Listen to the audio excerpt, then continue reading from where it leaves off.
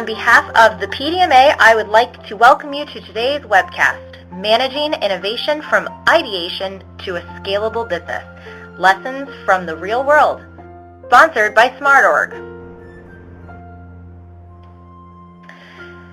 These webcasts are hosted by the Product Development and Management Association. PDMA is the world's largest professional organization of new product development professionals. You can find more information about PDMA at pdma.org. Our moderator is John Apgar. He is a vertical marketing manager at Cooper Beeline. John has 13 years of marketing experience in roles that include product management, business development, and strategic marketing. John has his master's degree in marketing and a bachelor's in management. John, thanks for being our moderator today. Well, thank you, Whitney. I'm delighted to be part of today's PDMA webcast, Real-World Innovation Lessons to Advance from Ideation to a Scalable Business, and learning more about this topic. Now it is my privilege to introduce David Matheson, today's presenter. David has helped senior management of firms in the United States and Europe improve their results from portfolio management, product development, innovation, research and development, capital investment, and strategy. He is an expert on measuring value and managing uncertainty. He is co-author of the best-selling book, The Smart Organization, Creating Value Through Strategic R&D from the Harvard Business School Press, and has authored numerous articles on innovation, portfolio management, and decision-making. In addition to being at the helm of SmartOrg, he is a board member of Photozini Incorporated and a fellow with the Society of Decision Professionals. His PhD is from Stanford University, where he teaches strategic portfolio management at the Stanford Center for Professional Development. Welcome, David. Thank you. It's great to be here. David, I'm looking forward to hearing your insights on managing innovation from ideation to a scalable business, lessons from the real world. Great. Well, it's wonderful to be here and have a chance to talk on these topics. Let me start with just a little bit of background on my company, SmartOrg. We make software and services to help companies find their most profitable projects, a sort of agile decision support system, if you will. Companies like Dow use us in their portfolio to evaluate many projects, prioritize them, and set portfolio strategy. And companies like HP uses innovation to take an early-stage idea and develop it and turn it into a winner. So we're going to be talking more about the innovation side today. And let me start by asking you to reflect a little bit on your innovation. And I have a poll here. What is the status of your portfolio? And I'll open this poll up. And think of this as a kind of grid. Ask yourself two basic questions. You have too many or too few incremental projects, and too many or too few innovation projects, the longer-term ones?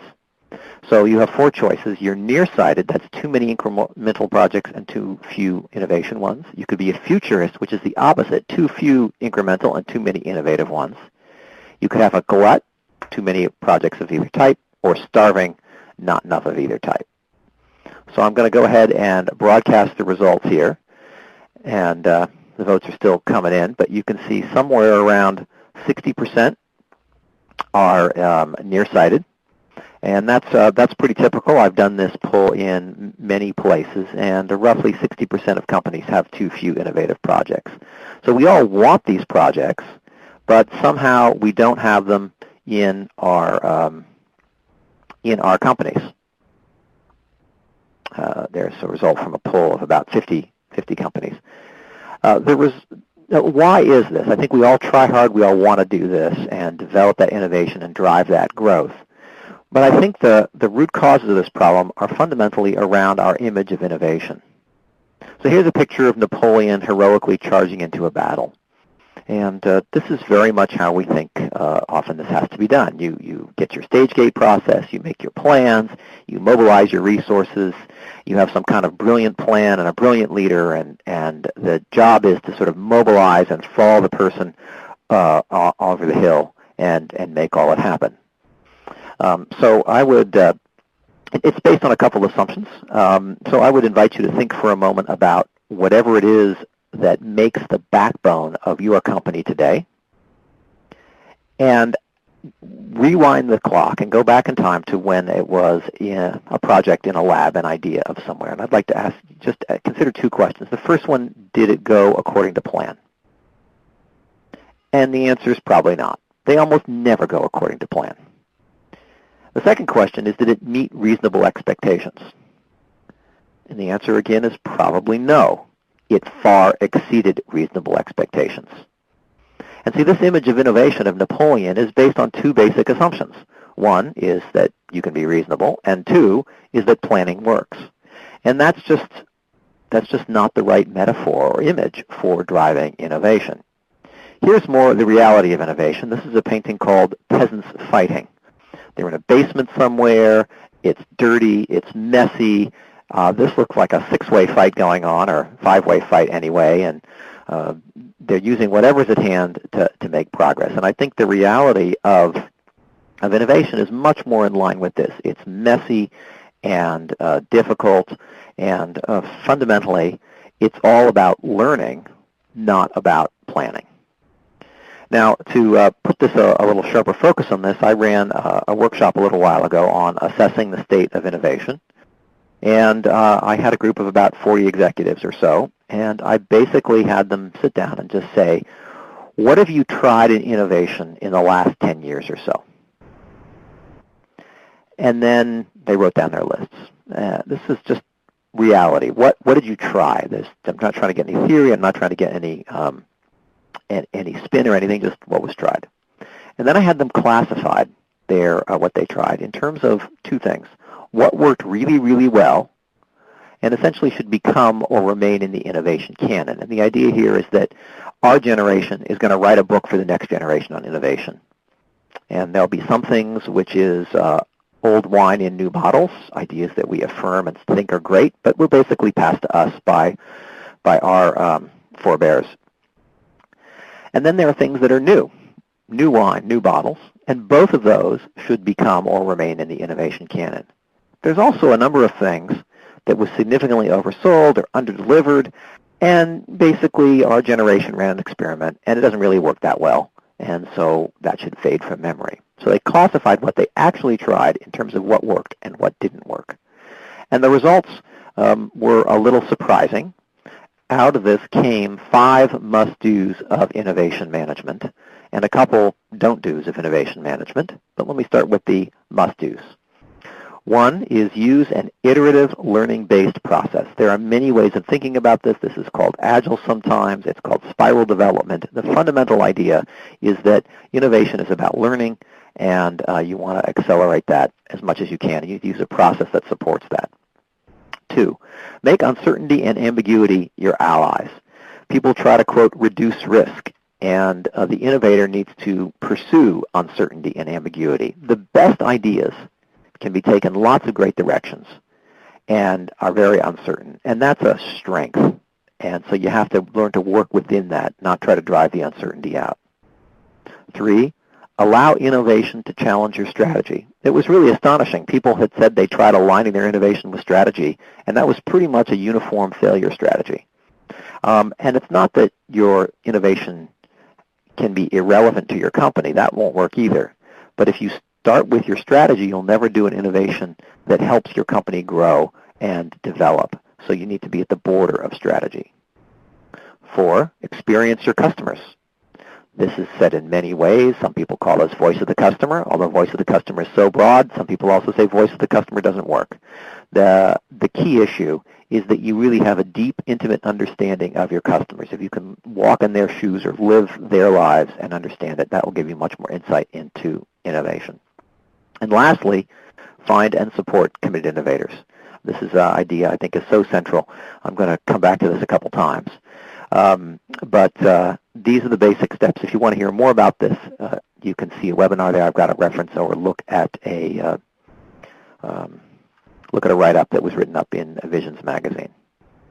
So from this, I've been working with this for a while and trying to put this into some kind of framework or understanding. So trying to really understand this. So from this workshop and subsequent workshops, asking executives what works and what doesn't, I've come up with this kind of innovation model summary.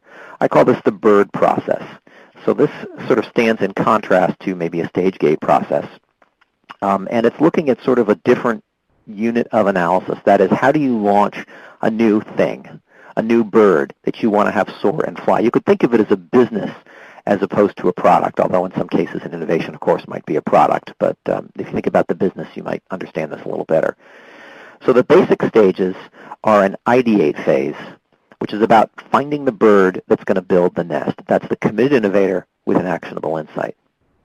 The next phase, which is, I call the formulate phase, is about finding the golden egg. Since innovation is ambiguous and uncertain, what's your golden egg, and how are you going to go after it? So this is, the result here is an aligned learning plan that helps drive you forward in a good way.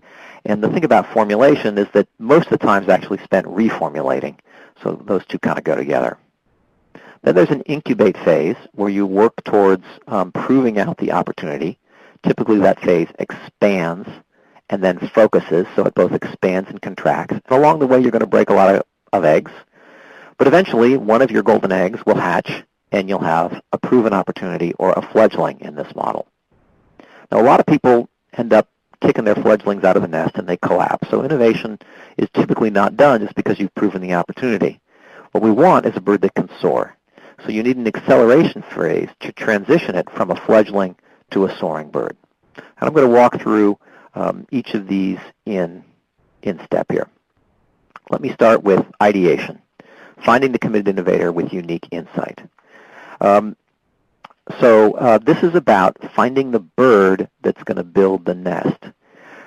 And I think the sense of this was actually understood by Machiavelli back in the 1600s. Here's Niccolo Machiavelli on innovation.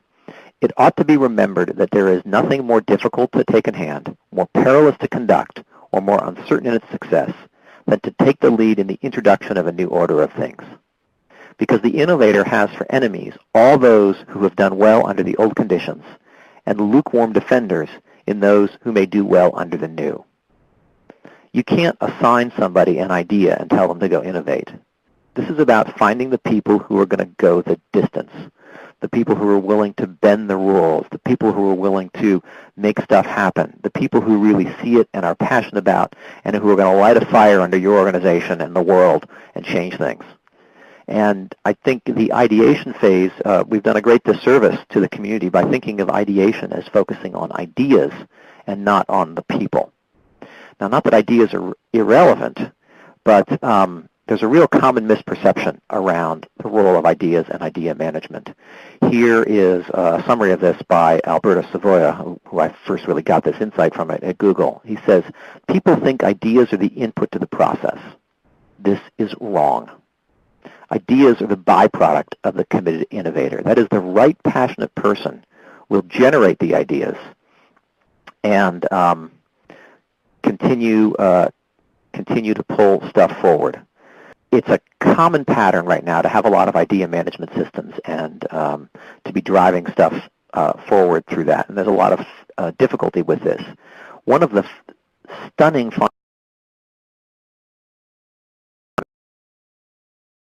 management, and 100% of them had said it didn't work or was oversold.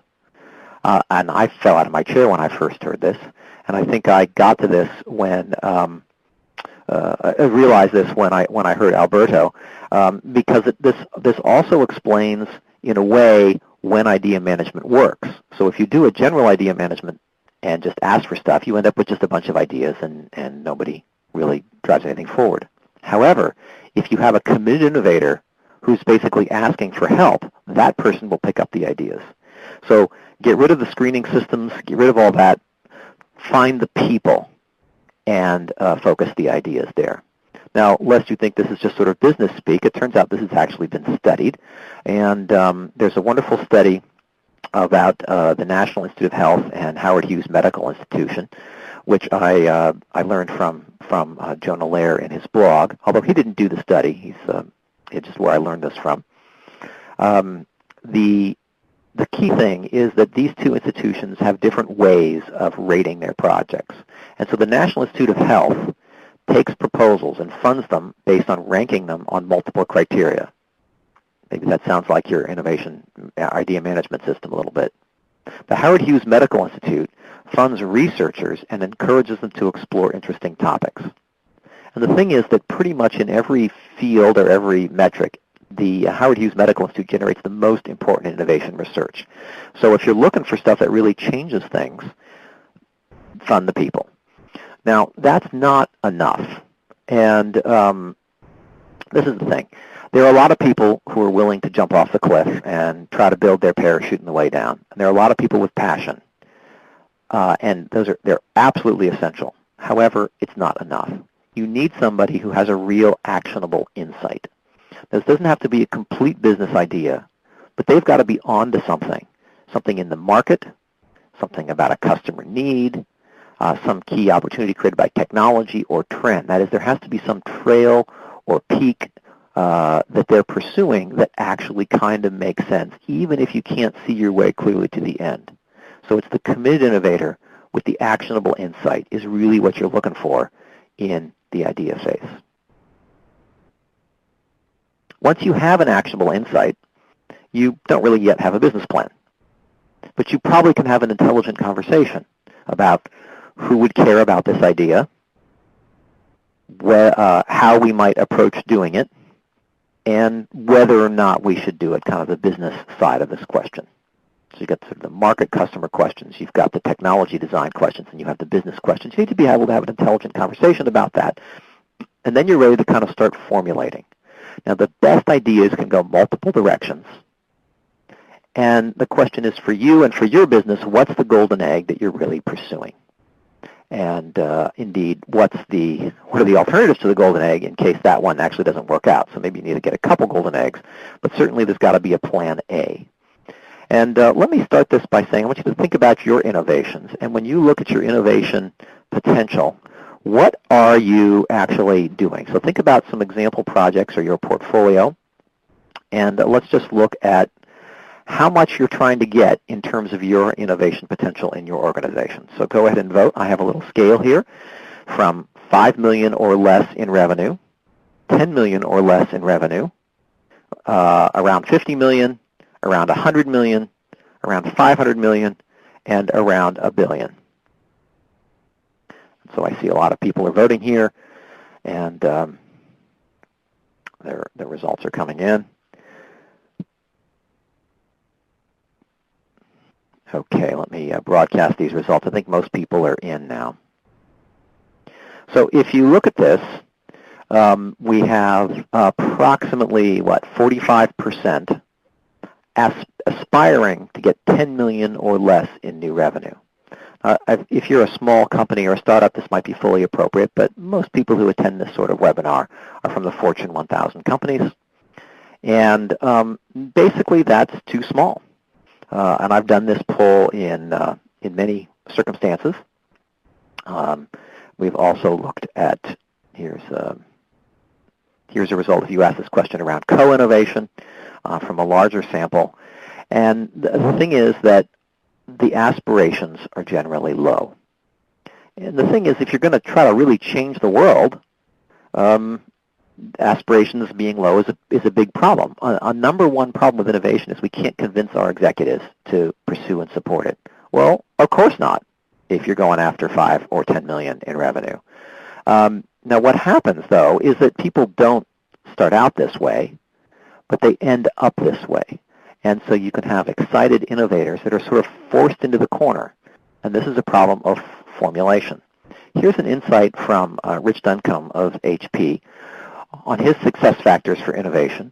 And he's participated in maybe 35 or 40 businesses launches, half of which have failed, a bunch of which have been successes. This guy's gone the distance and seen what goes well and what goes wrong. And his point 10, his kind of summary point, is the more outrageous the vision, the more resilient the program. See, a innovative project will inevitably hit some kind of bump or challenge along the way, probably several times. And the question is, when the project falls down, who picks it back up again? Clearly, your committed innovator is going to be there, but will people rally around the committed innovator to pick the project back up and keep it going again? And so the pressures in an organization for incrementalism and small thinking are huge. Absolutely huge. Everyone wants to be safe. They come up with a big aspiration, and they kind of make it into a small idea. And let me give you an example of how this works. This is a company I know that tried to revitalize packaging. And they've actually changed value change around the distribution, say, of syrup for Coke machines. Those used to come in stainless steel containers. Now they come in bag-and-box packaging. Or wine packaging can be done in bag-and-box. Bag-and-box wine is a low-quality product in the U.S. It's actually much higher quality in other parts of the world. But again, they've changed a lot of how this works. And they thought, well, we could put motor oil in a cardboard box. And you think about changing oil, it would be great to have a box of a certain size. It would pack well. You could unload your oil by taking an old box and screwing it into the bottom of your oil, and it would just drain to the box neatly. And then you take a new one, and you just lift it up, and it drains in to get you exactly the right amount of oil. So you get sort of this form factor dosing, essentially. You get cleanup benefits, and you get packaging benefits. That is, you can store this stuff much better than you can all these fiddly oil cans. So they had this idea, and the Innovator had this great vision of changing the way oil was distributed. Now, they took what a best practice, which is work closely with customers. So they found a major oil brand, and they started working with them, and they developed this product, and they got it going. The thing was that they made the product about delivering to this customer. So essentially, they ended up giving the value to the customer and making it very small instead of using that customer as a way of proving out the basic question. One of the questions, is illustrated by this picture, is, of course, you're going to put oil in a cardboard box. That's pretty flammable. And so they did all these tests and actually got there, and they put some patents on it. And the way they had done it is the patents went to the customer. And when the customer realized a little bit later that this would threaten their core business, they sat on it and really shut the whole opportunity down. So that was a big idea where the actual practice of it became small and the aspirations were lowered. So it's a common problem. And Frost and Sullivan wrote up a best practice guidebook for this formulation phase based on some of the work that HP had done. And have a whole way of doing this, so you can go find that there's a reference there. But let me give you an example here of how this works. So in 2002, so you have to rewind your brain a little bit, people were sharing information on CDs and DVDs tremendously. This was the era before the iPod, before the Internet was so fast, and people were putting stuff on, sharing their music and albums and stuff. And HP came up with this idea of let's make a new kind of DVD burner, and we'll put this in, and it will burn the DVD, and then we'll flip it over, and it will write the label. Great idea in its time, and how are we going to develop this? And what they said was, well, let's just make this a feature in our computers. Of course, we're a computer company. Now, the thing is that this is, again, kind of poorly formulated. We've just taken the first idea that comes to our mind, and we haven't really stretched out or looked at what was possible. And in fact, this thing, Lightscribe, was getting into sort of a political problem because several people had realized that if you're going to make this a feature in your computer, you have to then become essentially a component provider, and HP was not in the component business here. So there's a very significant expense there. And what had happened is that a group had developed, essentially wanted to license the technology out and say, hey, we don't want to go this way. And there was a sort of political battle between these 2 points of view. So what they did in the formulation phase was they sat down and they really thought broadly about how do we take this core insight and develop it, and what are multiple business strategies by which we could develop it. And they certainly came up with these two and refined them and made them better. But they also developed a consortium-based strategy, which is ultimately what they did. And then I think today that's HP's only inside brand. The key to this, or our tool in this, is something called a strategy table that helps you define the major decisions around development and commercialization that are different. So if you're in the HP branded one, your brand decision is HP. If you're in a consumer standard one, it's an ingredient brand. Jump over here to HP contribution, another major decision. HP has to contribute optical disk drive design in HP branded. In the consumer standard, it's IP and certification only. And so they found their way, by thinking openly and broadly about the alternatives, a better way forward, and developed this as a plan A, and then they had a plan B and a plan C and so on. So this is part of finding your learning plan, is finding plan A and also the contingencies. So one thing about innovations is they almost always, you learn new things along the way. And the key to this is you need to focus on the uncertainties that matter. And here's an example, again, from Lightscribe about finding those materials, those uncertainties that matter.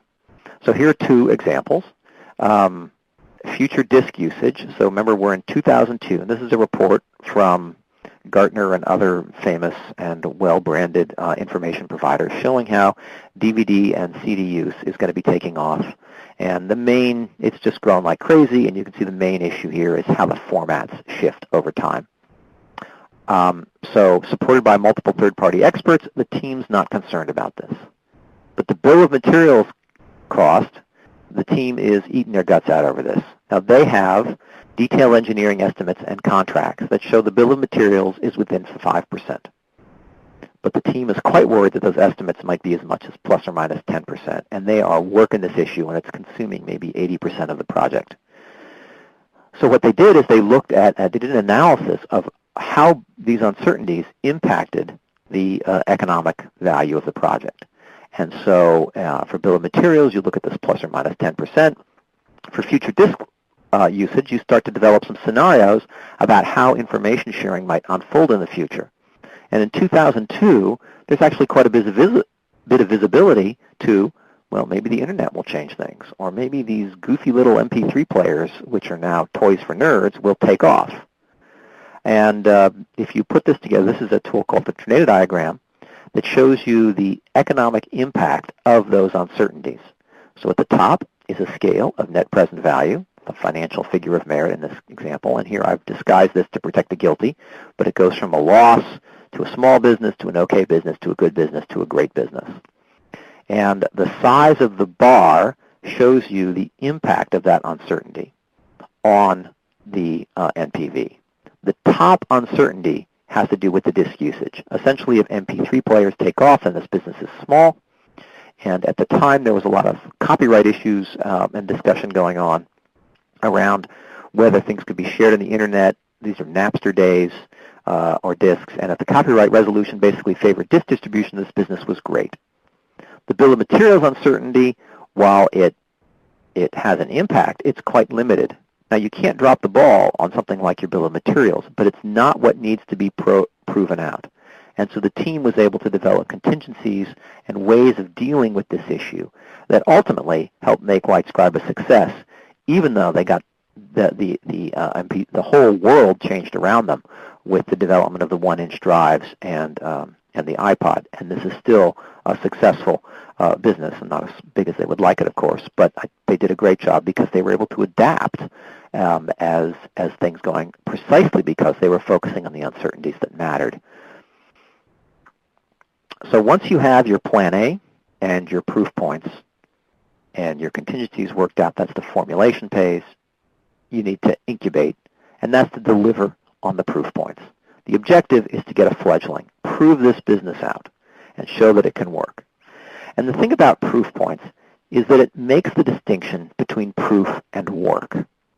So here's another example. HP had this idea of making a photo kiosk. This is again around, started probably 2003 or 4 or something. We're going to make an ATM for photo printing.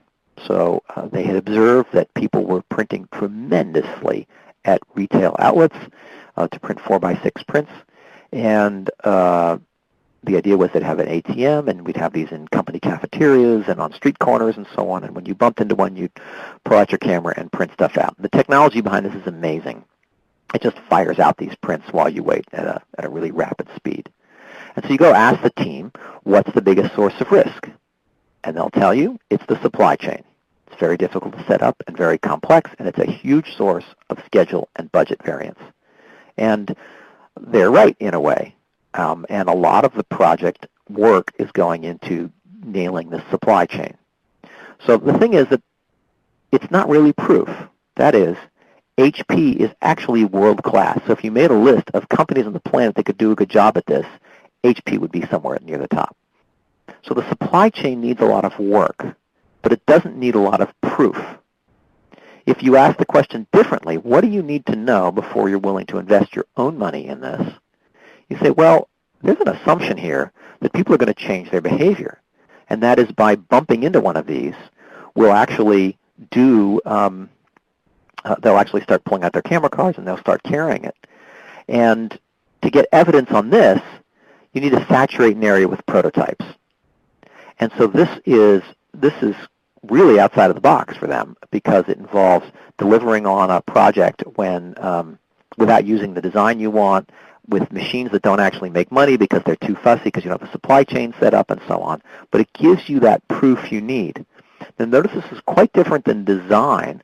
If you look at that picture on the left, this has actually been very well designed from a kind of user point of view. It's got a little shelf for a purse and a little kick place. It's been all that user testing and voice of the customer stuff is actually incorporated.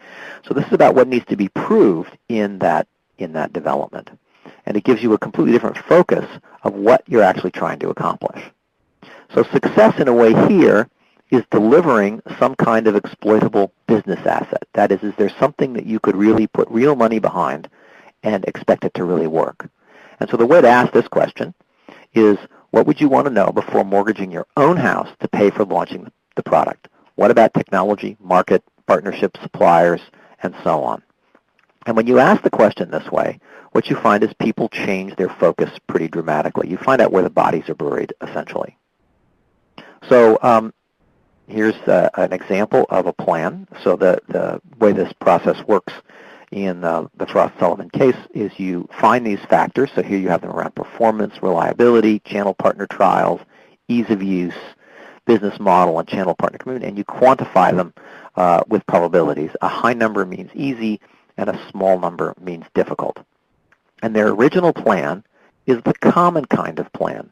They're morale building, they're strength focused, you work inside your comfort zone. So first deliver on the performance of the subsystems, show out reliability, and do a channel partner trial. They call this their product development phase. And then they move to their scale-up phase where they look at the business model validated and the ease of use. Those are the behavior change questions. Now notice that the lot of really low probabilities are occurring late in the project. This means this project is effectively a way to fail expensively and late. It's a very slow approach to learning. Now a more venture plan are built around manic anxiety and because they're uncertainty focused. So if you flip this plan around and you put the ease of use, business model, and channel partner stuff up front, it's probably going to fail early, but it will fail cheaply. And in fact, it's the failing early is precisely what lets you learn. So you may remember that they had different ways of looking at this. So the plan A was the ATM of the photo kiosk. But there were some plan Bs around launching this as a retail photo center. And in the work of proving out this behavior change, they had their ear to the ground on some of these other things. And so they started doing interviews with places like Long's or Walgreens. These are Californian chains. I think CVS has now bought one of them, so there's an Eastern chain. And what they found was that the people at some of these places were saying, we love the speed of this print engine, and we have this dry lab, basically a wet lab in the back of our store doing this printing. And we love this kind of fast engine you have. The problem is we can't actually use it in a store that already has a photo kiosk because you've built this as a kiosk. So we have a whole photo center. And so what they did is they repurposed this, and they took the head off. They separated the head and the bottom so they could deliver it in multiple configurations into a store environment. So a place like Long's puts the print engine into its photo center, and if there's a place without a photo center, well, then they can do the kiosk. And so it really creates a new kind of value in through the channel. And so they had people saying stuff like, can I get the printer part? Just chop the head off and add an Ethernet, and I'll write you a check. And so it's precisely this manic focus that means they learn the things they need to learn quickly to drive the incubation forward. Sure, they broke some eggs around their vision of the ATM, but the core insight remains, and they're working relentlessly towards delivering that exploitable asset. Now, once you get there, you've got to grow up. And because what we want is a business that can fly on its own wings, or a major line of products that can fly on its own wings and do really well. But the problem is that innovation is messy, and what comes out of proving out a business is that you know it's going to work. But here's a common kind of thing people do. They take something that looks like it's going to work, and they say, all right, you've launched a new business, customers are enthusiastic, you're making money on your transactions at the gross margin level, but you still require a lot of investment to grow. Product is in version 1.0, manufacturing is ramping up. And now you're kind of getting really serious with your sales force and trying to pick accounts. And you're under a lot of pressure from the CEO to deliver profitability now that he's invested in all this innovation. And you have a choice. Do you go after Walmart as your main first big account, or do you go after something smaller in size? Here I've picked REI as a sort of friendly, specialized store. Pick your favorite one. And the business pressure is to go after Walmart. And that will kill the innovation, because Walmart is going to hold you to a very, very high standard of production and of delivery and quality, and you may not be ready for that.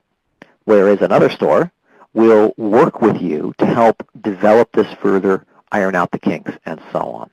And so I've seen many innovations killed essentially just as they come into their own. And it's a little bit like an adolescent.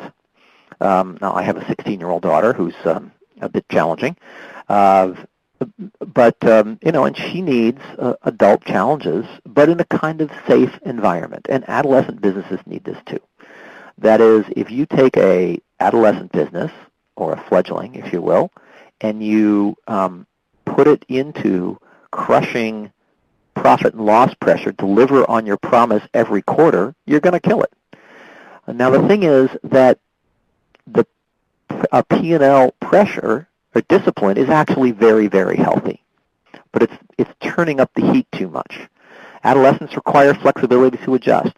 They have awkward issues they still need to work through, and they do need those P&L metrics, but they need to be more transitional. How do we move from more innovation, proof-oriented metrics into a full P&L accountability to drive that innovation and get us to soar? So in summary, this process is really built around learning the reality of how innovation seems to work, what works and what doesn't work, from innovators who've actually tried this into a coherent framework. The first phase is the ideate phase, that is finding the bird that's going to build the nest, or finding a committed innovator with an actionable insight. Then the formulate and the reformulate stage, which is about finding the golden egg you're really going to try to work on, and if that one doesn't work, the other eggs, and dealing with the contingencies and really expanding the idea and making it big and great and proving that out. So that's the aligned learning plan as the deliverable. Then there's the incubate phase that expands as it explores more territory and then tends to focus as it gets, as something starts to prove itself out, and of course breaks many eggs along the way. And the deliverable of that is the proven opportunity, or the fledgling. Finally, the accelerate phase deals with the adolescence of this, so that if you put money in, you can get money out. Now, I thought I'd ask a quick poll, which is just think about your business from this point of view, and what, if you could pick just one step to improve, which one would it be? Would it be ideation, finding those committed innovators with actionable insight? Formulation, which is about really developing that learning plan, understanding your alternatives, getting that vision right, and mapping that out. Incubation, which is about the execution of the learning plan to deliver proof. Or acceleration, which is about dealing with adolescence. Or maybe you, none of the above, something else is really what's broken. So I see a lot of votes coming in, and they're settling down a little bit. So I'll go ahead and broadcast the results. And you can see that the first three phases need the most work, but formulation is probably the number one issue for improvement. And I think this is a step that in many processes is just basically missing. It's just a gap. Sort of like there's a step called make the business plan, and it's like it's a task, but it doesn't really have the depth or breadth of a whole process phase. Second one, incubation. That's focusing on that proof. A lot of people get distracted off into the work.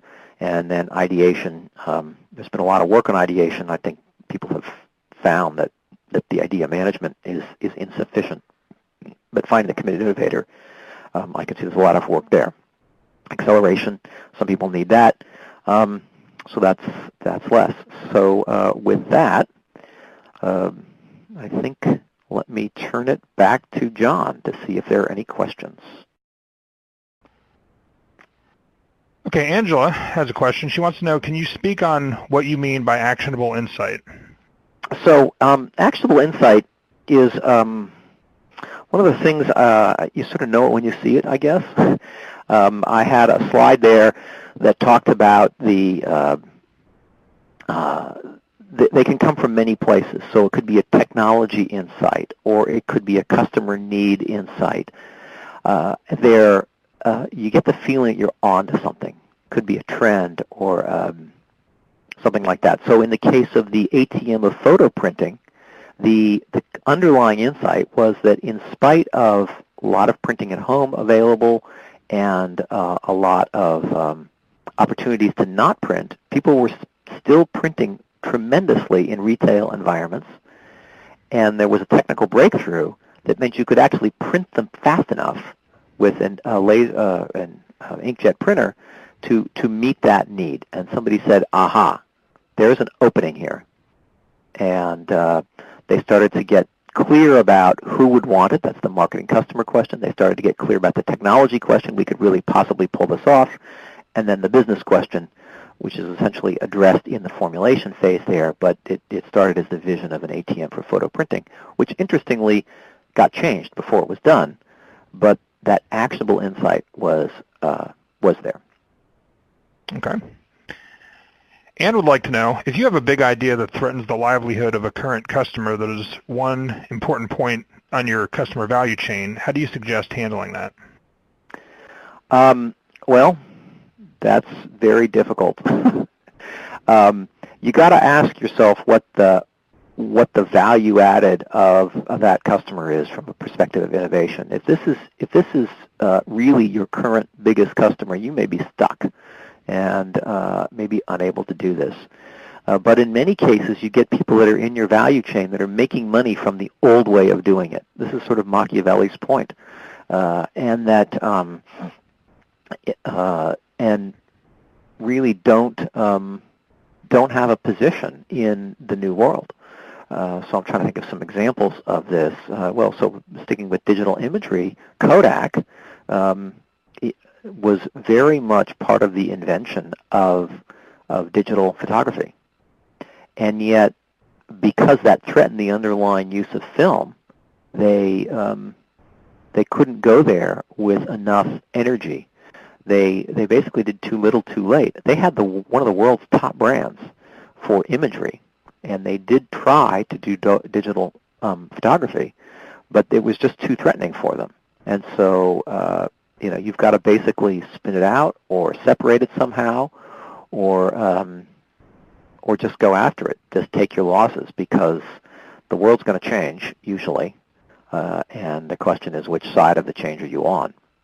And it does take someone who can go the distance and deal with those speed bumps. So I think this is really a profound challenge for innovation. Okay. Brian asks, what are a few tips to structure the ideation process, and how do you move from incremental to new for the company's ideas or projects?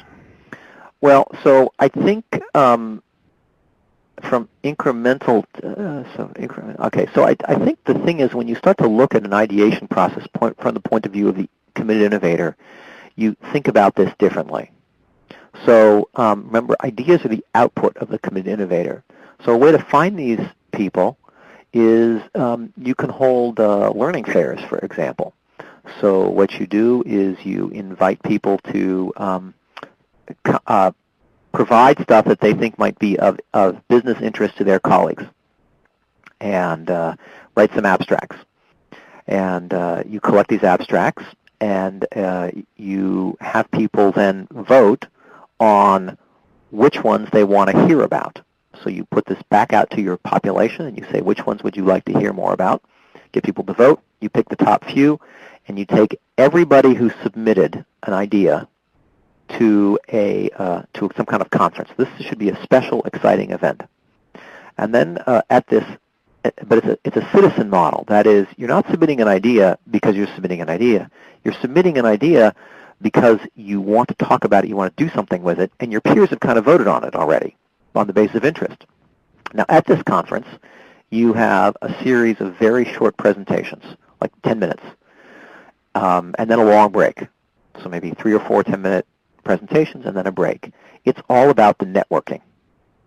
And what you find is that people will start to make their own connections, and the people who really want to make stuff happen will kind of step up, and they'll start to propose things and suggest that you don't need a special process as much. I mean, sometimes they help, but the people with great ideas can use the current methods to move things forward. They typically know the powerful people, they can move things forward.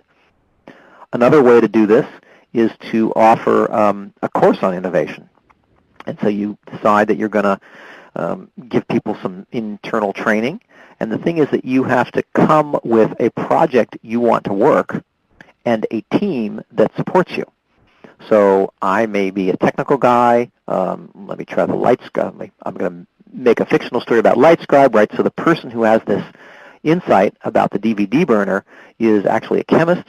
So he wants to come to this course, and he finds somebody who is a business person who's also excited, who will kind of partner with him, and they both raise their hand and they apply for this course.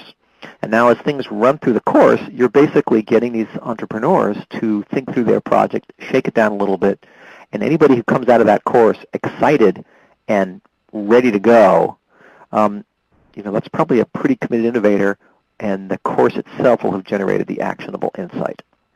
So those are just some ideas. I have many, but you just think about the people first and the idea second, rather than the idea first and the person second, which is how many approaches are done today.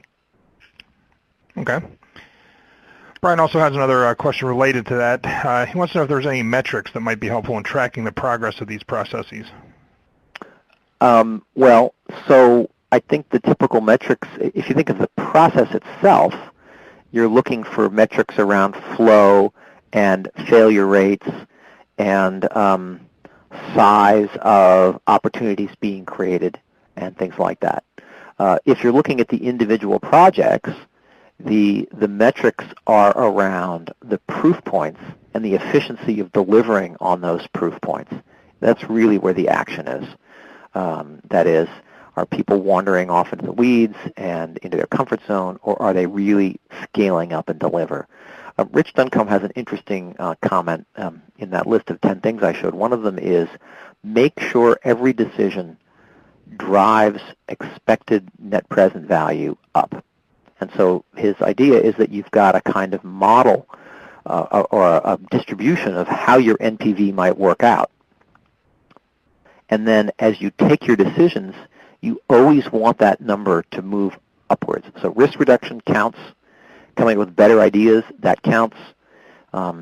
It's very different thinking than, okay, here's a business case, which is a single scenario, and just kind of working that. This is much more dynamic in terms of a business model or evaluation that changes and improves as you learn information and refine the idea. Jim asked if you have a template for the learning plan. Sort of. Yeah, there are some templates. I think I'd look at that HP case study there.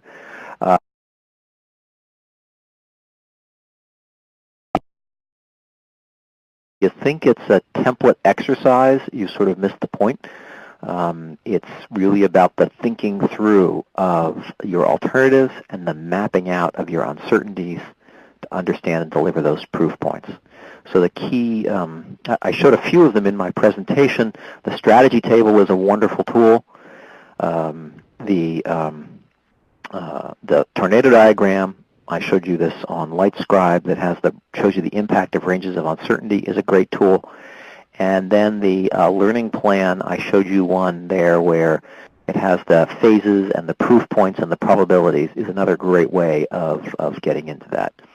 So those would be my main tools for developing those learning plans and dealing with the formulation phase. Okay. I'm kind of combining a couple different people's questions into one. But if you have a current stage gate process or a DMAD Six Sigma process, how do you incorporate what you've discussed today and the rigor of those processes? Yeah, well, I think there are sort of two answers, and it's a bit of an it depends answers. But the dramatic one is blow up those processes with respect to innovation.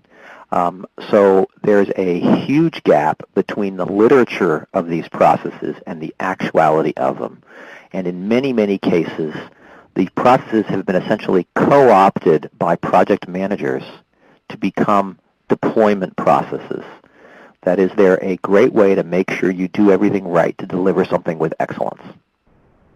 And that way of doing it is actually a problem for innovation. So you've got assumptions like plans and delivering on milestones and driving out uncertainty and risk that just don't make sense in innovation because it's all about learning and discovery. So if your process is a process like that, then you really need to put it in its place or narrow it. And I would recommend taking a process like the BIRD process and having your innovations use your stage gate process. So if you think of, let's take the HP's photo kiosk plan, the stage gate process may be very helpful in designing the photo kiosk, but it's not the process you use to manage the innovation around the development of the new business. So the stage gate process from this point of view is sort of a tool for deployment. It's not the process for innovation. So that's the most common answer. It's also the case that other companies haven't had their stage gate processes become sort of deployment cross-checking processes, and these often have more vitality and more value for innovation. So if you have a process like that, then I would try to incorporate some of the ideas and insights from the BIRD process into the appropriate phases of your stage gate process. But for most people, I think it's about narrowing the scope of the stage gate process. Okay, excellent. Earlier in your presentation, you talked about dollars of innovation, and you'd said that the 10 million, I think, which was the most common one, wasn't nearly enough. In terms of percentage of sales, what would you consider to be a normal, quote-unquote, vitality, understanding if there's differences in markets? Well,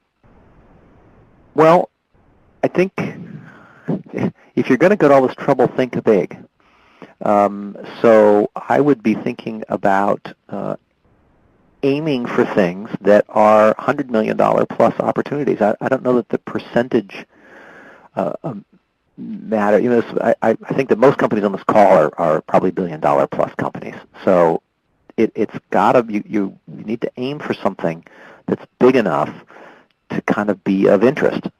So I use a rule of thumb, which is if you take a company and you take a 10% rule, that's something that could move the needle in a company by 10%, is of interest to the board or the president or the executives or whatever however you're defining it. Or if you're an organization that is smaller, well, then maybe some 10% of that organization might be a good number. But I would try to get at least that high aspirationally.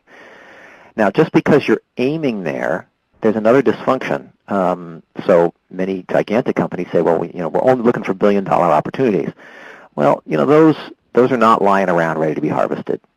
You've got to develop those. So while you have to have the big thinking in mind, your actual delivery or steps need to be building down that path.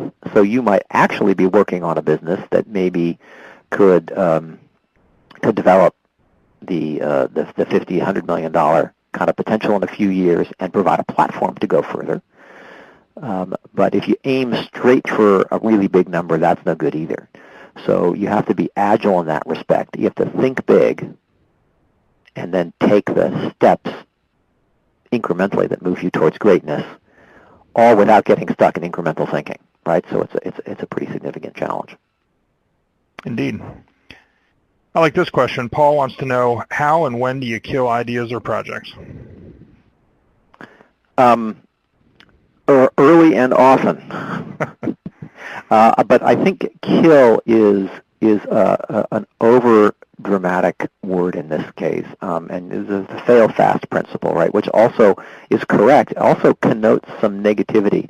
The thing is, I would make a distinction between the failure of a specific plan or play and the failure of an underlying idea. So in HP's idea, they start off with this photo kiosk for photo printing, right? And they show that that doesn't work. And they also show that there's a different way of deploying the core insight. So that's certainly a failure of the ATM of photo printing. And you need to acknowledge that and let people mourn that loss so they can move on. And you want to do that as quickly as possible. But that doesn't mean the team has failed. In fact, they've succeeded because they found the thing that worked quickly. So you have to think about the rate of learning as the sort of driving metaphor, not the success or failure. Now that does mean there are a lot of broken eggs along the way, and that is part of it. But people hang on to their things too early for way too long. And it's usually because the proof points they work towards are not decisive ones. That is, they tend to work in their comfort zone. They show a little success with this. They show a little success with that. They sort of build support rather than picking a proof point that if it works, makes people want to double down, and if it fails, just, cuts the thing off at the knees. Time to push the big red button. So I think you need a lot of experimentation. There will be a lot of false starts, but it's not about failure of the group or the team. It's about learning as quickly as possible. Okay. I'll do two more questions. Kevin, and there's a couple other people who asked something similar, but you said you needed a support structure around your committed innovators. Who owns this? So what would be the team of the group? Is it engineering? Is it marketing? Is it the C-suite? So talk a little more about that. Yeah. Well, I have seen successful innovation occur in environments in which there is no support structure. That is, people find a way, and they use the traditional methods of talking with their friends and getting support and pitching to the CEO or whatever it is they need to do to find their way. I have also seen this work where there is a more formal structure. And I think arguing about ownership in a way misses the point. Most innovation changes the status quo in some way. And so the way I would think about support structure is I think most committed innovators, most companies already have committed innovators, and they have put up so many obstacles to their success that they're hiding, and they can't be successful. So it's mostly about getting out of the way and providing a positive direction for this energy. So depending on what kind of innovation you're talking about, this could live in lots of different places. If you look at the really big innovation, the stuff that renews businesses, that pretty clearly, though, has to have access to the top of the organization, whether formally or informally, because a little bit, I think, a question Ann asked about threatening some customer or some current business. A really big idea will do that, and it has to have the air cover or the connection so that gets put into the appropriate context. And so I would tend to connect this pretty high in the organization. A great failure of innovation processes is they often start off at the high level, and then they don't deliver very much very quickly, and so they get put down in the organization a couple levels and no longer have visibility to the top. And two bad things happen. One is they lose accountability to deliver, and the second one is that they then lose their ability to get resources and deal with these issues of conflict and change that that innovation inevitably creates. Excellent. All right, David, we have time for one more question, and just a couple of folks have asked, where can they go for some more resources or information? Yeah, our website is really full of this stuff. In the closing box there, I did put in some specific things. I have a case study on formulation. There's a webinar excerpt in there about formulation using a tool called Portfolio Navigator and the case of the solar teapot. There's the Frost-Sullivan guidebook and a bunch of other HP examples. They've all gone public with. There is the article on assessing the state of innovation, which you can find at our website, and there's a lot more on our website. We have lots of links to the relevant information there, so I'd send you in that direction. Thank you so much for your questions. This year, our annual global conference in Orlando from October 20th to 24th, 2012. David will be hosting an all-day session on Monday titled Driving Innovation in Your Portfolio. In addition, there will be a PDMA PIM 2012 speaker sneak peek session on Wednesday, September 12th, 2012. John, if I could just jump in there on that Discovery Lab, that's going to be a non-conference conference. It's highly interactive. I've got exercises set up to learn from each other. There's some simulations, and we're going to be looking at questions like, do you have enough innovation horsepower? Compare and contrast. How do you balance long and short term in your portfolio? One of it slipped my mind, but they're all organized around really learning from each other, networking, that in-depth, exciting interaction with thought leaders and experts and your peers to help understand this question of how you can drive more innovation in your portfolio. So I just wanted to slip in a plug there for that session.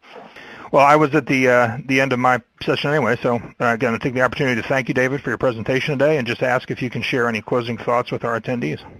Well, I think so thank you. It's been great to be here, and I think the thing is to think about the peasants fighting.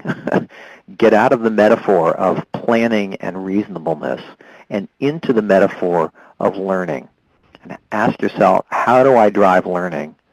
And then usually that means going after what scares you in a way and really thinking through how to make your ideas great. The formulation phase is here was overlooked, most improved by 30% of the folks. I have another survey I've done which suggests that it's maybe 55% or so of companies really need to work on that. I think it's missing in many companies and is a real tool to help power up your innovation and make it more successful. So I'd suggest perhaps starting there.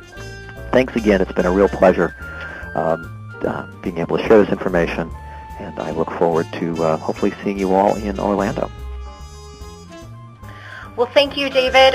This webcast was brought to you by the PDMA with support from SmartOrg. On behalf of our moderator, John Apgar, and our speaker David Matheson, and the PDMA, thank you for joining us today.